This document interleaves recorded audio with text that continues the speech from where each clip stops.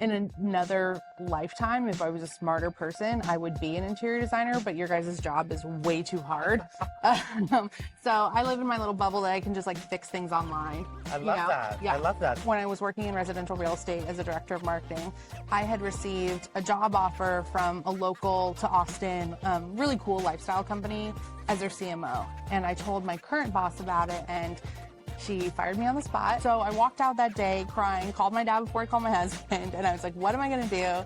The next day I posted on Instagram to like my 3,000 followers. I was like, hey, if anybody needs a website, I'm your gal. And that first month, I made my entire year's salary.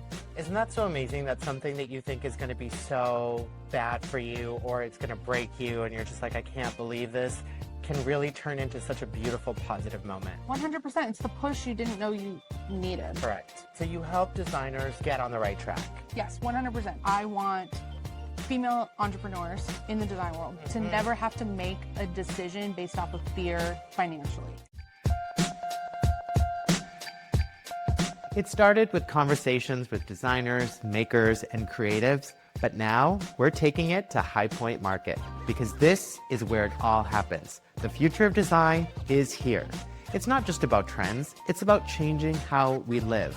And these aren't just interviews, they're real conversations with the best in the industry. Season 3 of AVD Inspire. See you at High Point Market. Welcome to Season 3 of AVD Inspire. I'm so happy to be at High Point Market in the beautiful Mo's showroom. Now, this place is so awesome, and I'm so glad we could be here for the podcast. And my special guest today is Anastasia Casey. She's the founder of IDCO Studio, the Interior Collective, and Design Camp, where she helps interior designers build profitable, process-driven businesses. She's known for her candid insights on branding, client experience, and scaling a modern design studio. Thank you so much for being here. Thank you for having me. I'm totally fangirling right now. Oh my Thank God. you. And No, it couldn't be a more beautiful backdrop. Oh my So God, thank isn't you, it Mose. stunning? I Yeah. know. Thank you, Mose. This is like so cool. I'm jealous. It's like, I'm like, Mose, will you do the set for my show? oh, I'm sure they please? will. Just ask them. I'm sure they will. Well, thank you so much for taking time out of your busy schedule. I know you have a lot going on during High Point. This is my first High Point, so I'm super excited to be here. Do you have any like tips and tricks for me while I'm here? Oh gosh. Bring snacks. Okay. Although if you're set up in Mose has food all day, Always. every day. Always. I So love it. definitely do that. And then also find a good showroom that has a courtesy vehicle because they'll just drive you around. Palachek has a courtesy vehicle with the nicest driver, and they'll just drive you from one building to another. Oh my So, God. Thank you. Hot tip right hot there. tip. Don't tell them where you heard it. It's not from me, but it is a fact. Well, this is going to go live on Instagram, so everybody's going to hear now, which is great. I love that. So quickly, tell me a little bit about the businesses that you have, because they deal with designers, but not necessarily in interior design. So tell our guests about what you do. So I went to school for advertising with a minor in graphic design. I always thought that I was going to be like a magazine editor. You know, you grew up and like it was 90s rom-com and it's like everybody, you know, they definitely worked in magazines. Like that was the job. So that's definitely what I thought I was going to do. And I started out getting a marketing job in like commercial real estate, which turned into residential real estate, like really high-end residential real estate. And then I really started to fall in love with interiors. My sister's an architect, and I never knew it was the end game, but it totally makes sense now. Like in hindsight, they're like, yes, of course I would end up in interiors. In another lifetime, if I was a smarter person, I would be an interior designer, but your guys' job is way too hard.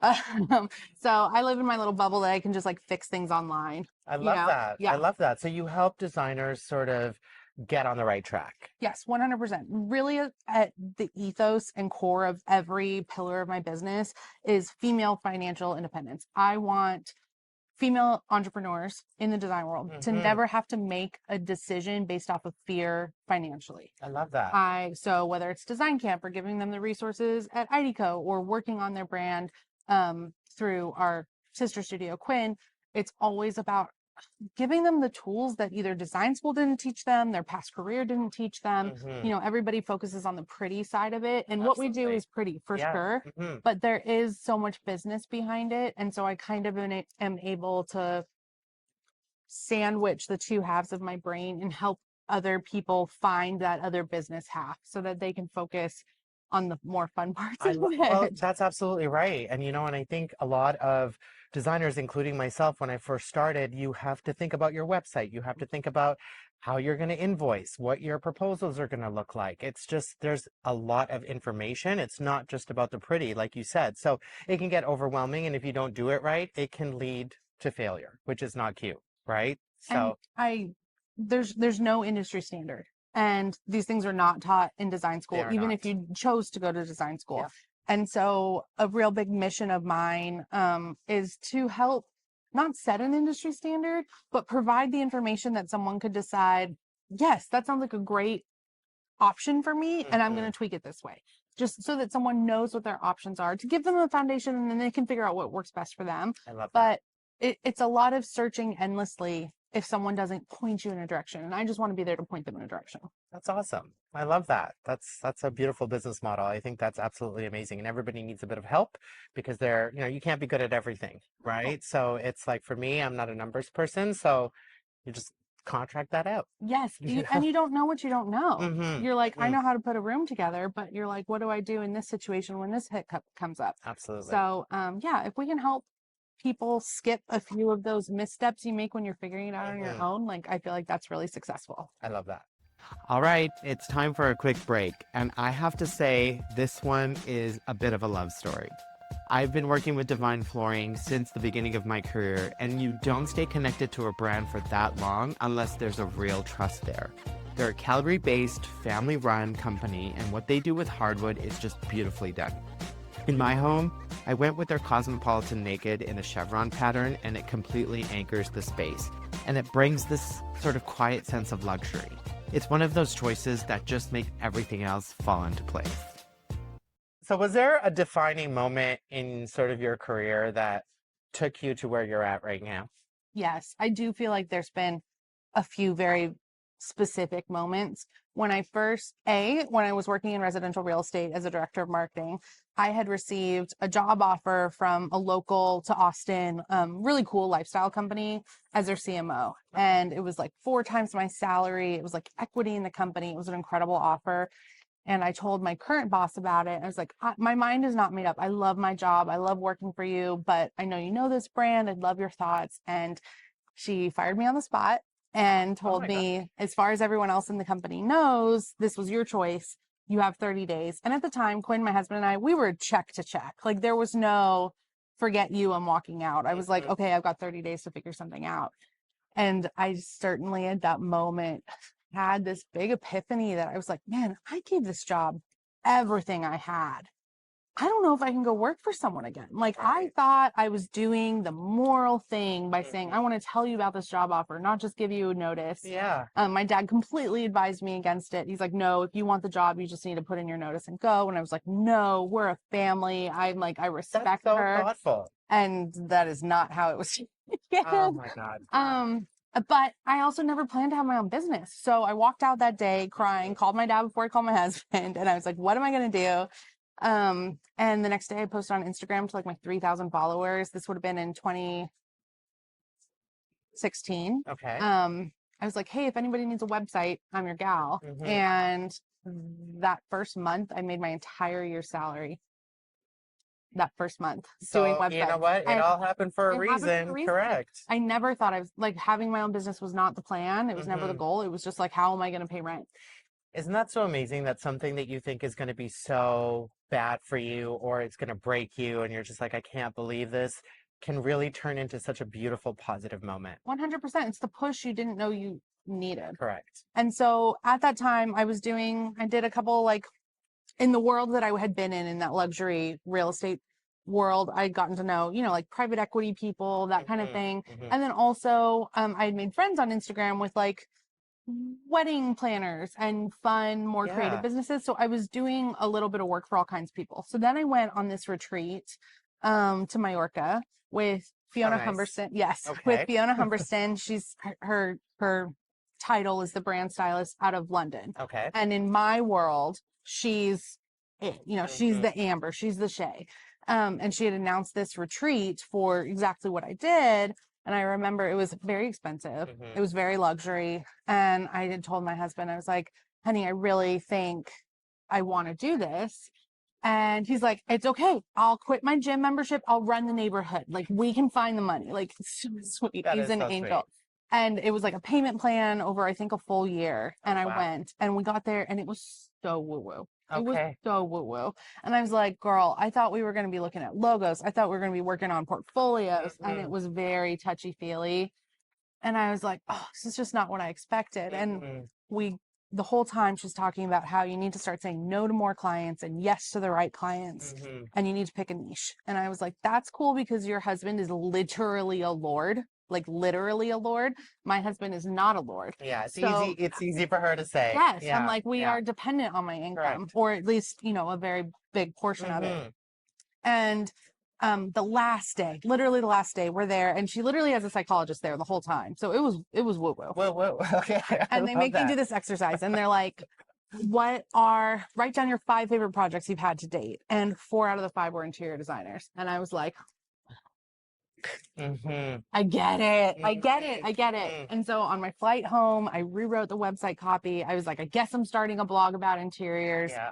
And ever since then, I've like never worked with someone outside of the shelter space. Wow. And it absolutely transformed my business. I will say to Fiona over and over again, you changed my life. You absolutely changed my life. It'll make me cry. That's awesome. It changed my life. And it's so great that you found that niche. Yes. And it's just like you can help so many designers get to the next level. And it's not necessarily a competition based sort of situation either, because you're just literally helping people elevate what they're presenting. Totally. Yeah, I love that. And I'm in such a unique position now that I have such vast proprietary information of designers around the globe from every like pillar of our brand that I really can help people understand, okay, this is what I think baseline could be. How can we make that work for you? Sure. Like, how do we want to tweak that? Not everybody's business needs to be the same. Yeah. But again, to have like an understanding of what other people are charging, how they're charging, just helps you make a better choice for you. Absolutely. Just makes you more comfortable and able to be creative. I think that's great. So talking about industry events, High Point, obviously we're here. I love it so far. It's my first year. What do you think is like the biggest thing for designers and why should they come to High Point Market? Honestly, I think it's the networking. I think it's the fact that you get to get FaceTime with brands and then other people. I think we're in a very digital world and you can see full catalogs online. Realistically, you can get all the specs. There's a lot of value of getting to see how something is constructed. 1000%. You want to sit on it. Realistically, you're never going to be able to sit on every piece you're sourcing for a project, but you know that, okay, Mo's is going to be good quality for a good price point. Like you can experience that firsthand. And I do think that that's what gets you there the first time is to understand the vendors, really see what it's like, see what the product's like, open the drawers. Are they full extension drawers? Are they soft closing drawers? Like get a better understanding of that. And then the reason why you come back to market is the networking. Okay. Yeah. Well said. That's why I'm going to be back. Yep, 100%. Well, you've been working this whole time too, so you need to make your rounds. It's been a busy time, and then tomorrow we're doing the big influencer tour, which is also going to be very exciting. So I'm just super pumped to be here and meet people like you. I'm so glad we got to meet. Me too. This is lovely. Okay, a quick pause before we jump back in because this ties into something I always think about when I'm designing a space.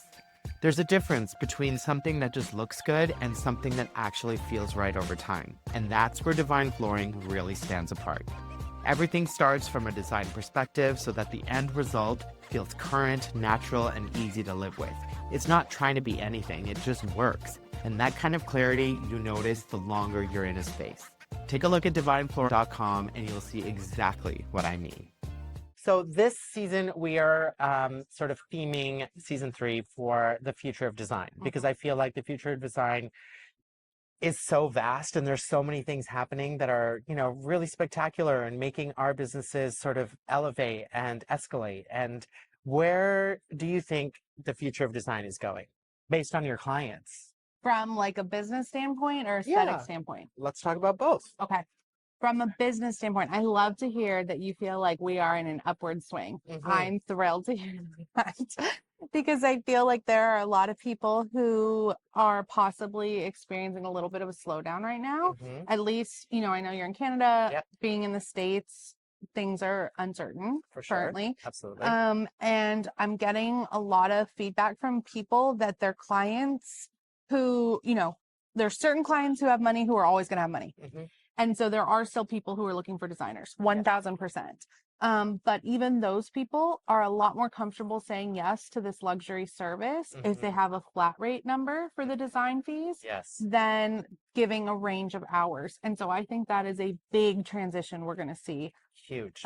You are literally the first person I'm speaking this out loud to, but we are working on a proposal builder right now that'll help aggregate data from designers all over to help you get to a flat rate number that is safe, padded, and competitive in your market.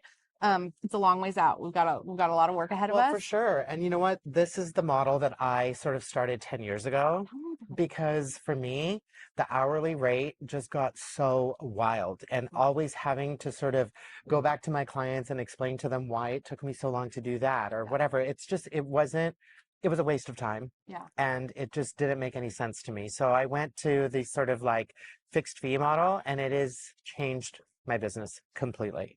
Like, it just makes things so much easier. The clients know exactly how many meetings they're going to get, and it just makes for a smooth transition. And you don't have to necessarily like explain yourself all the time. Yeah. It's like, it's in my proposal that there was 9 meetings. You are now at 11 meetings. So now you have, like, it's straightforward. Yeah. And it just makes things so much easier. Okay. I'm going to have you on my podcast because I want you to break down this process, because the fact that you outlined how many meetings you get, I'm like, bing, bing, bing, bing. Yeah, absolutely. Most people don't do that. So it's very important to do that, just because then again, it can get convoluted, right? Like in that fixed fee, you can have 100 meetings or you can have 20. So you have to outline those things. So happy to be on your podcast anytime. And then from an aesthetic perspective, I think, we had this big swing towards lots of pattern, lots of color, lots of layers, some more ruffles. I think we're going to see things start going, and I feel like Mose is already ahead of this. Yeah. But I think we're going to start seeing things go a little bit more postmodern, bolder in color with the hard surfaces and not necessarily relying of it all on the upholstery and the accessories. So that's where I see things trending in the future, as people try to it's always a swing from one end to the other. Absolutely. So people have felt like things are really frilly. They're going to try to streamline it, but I think they're going to want to keep the color. I love it. I couldn't agree more. So in terms of design community and collaboration, I think that it's so important. And this is why I'm doing the AVD Inspire podcast. That's why I started it, is so that we could build a community of interior designers from across North America and the world to just be able to sort of sit and watch and listen to other creatives that have gone through the journey, their ups and downs. I think it's so important, because when I started, I didn't have a design community to sort of fall back on or to ask questions, and so I think it's really important. When you're working with your clients in the industry, how important is collaboration? Collaboration, I feel like, is kind of what got us to where we are. Between the fact that I started, like, from my marketing perspective, I started with redoing my tiny little house, and like that's not the services that I was going to offer. But what I thought about was, what is it that the people I want to serve, what is it they actually want to know about? And so I started thinking about it like that. And in that first step, I brought in a few of my interior design clients, and I was like, will you help me on my house? And then I was able to get it published, and I got them shouted out, and I helped build their careers in a way at that time. And they did the same thing the other way. So there's that like business portion, but as far as on a project, like I don't know how long to say this. We have worked with Amber Lewis in the past, and we are working on a current exciting project coming up right now. And, I've learned so much about collaboration from her, because some of our clients really we've done our homework, now you take it and run with it. And Amber is so collaborative. She's like, I literally want to see your sketches on napkins. She's like, I want to see everything. And it's really helped me shift the way that our studio works, to the point that I realize anytime that there's client feedback, even if it's not what I wanted to hear, the design ends up being better at the end because of it. Absolutely. Yes. You said it right there. So in closing, there's just a few other questions that I have. One is sort of your message to the next generation of designers entering the industry. What piece of advice do you have for them? invest in your photography. Find a great photographer, hire them for the first project. I don't care how small it is. If you've just got one kitchen to shoot, shoot that kitchen. Go to a photographer before you ever come to me, before you ever invest in your website. We can make the most fabulous website structure, but if there's not great photos, that's going to be the difference maker. So set aside, build it into your project proposal, build it into that flat rate, cover your expenses for photography. Absolutely. Nothing matters more. I could not agree more because, yeah, like you said, you can have the most beautiful website, but without photos of your projects, how are you, We have what are you doing so with it? many people who come to us and are giving us website inspirations. They're like, oh, we know you worked with them. I want my website to look like them. And I'm like, girl, I gave you that website, but it's the photos that make the difference. Correct. Yeah. Absolutely. And what is coming up next for you? We host an event a couple times a year called Design Camp. Okay. And this year we dropped down to just one. I have a baby at home, so Lindsay let me take spring off. I say spring off, and I've literally traveled every single week this quarter. Funny how that happens. But we will be back in August 31st to September 2nd, and those tickets go on sale May 1st. Okay. We have a really good lineup of guests, and we've changed the programming up a lot. And Design Camp is absolutely a passion project. We literally make no money at it, so it is a passion project, but talking about like community and like a place where you can ask questions and get honest answers. That's I hope in hindsight that like my podcast and Design Camp is my legacy. To me, like that will be my life's work. Brilliant. I love that. So thank you so much for being here. This was an absolute delight. Where can people find you? Okay. Here we go. Okay, if you want to personally be friends, I'm at Anastasia Casey. So you can find me on Instagram there. I'd love if you could reach out. But otherwise, it would be at IDCO Studio, and you can find out more about Design Camp at design-camp.co. And we'd love to connect with you there as well. Okay, brilliant. And before we go, I have some quick questions for you. Rapid fire. Okay. Rapid fire. So I've done this with all the other designers. I know that you're in the design industry, so you should probably have a say at this. But if you want to pass on any questions, just say pass and we'll go on to the next. Okay. All right. Design pet peeve. Accent walls. Good one. Design hero. Vintage lighting. Okay. What are you most excited to see at High Point Market?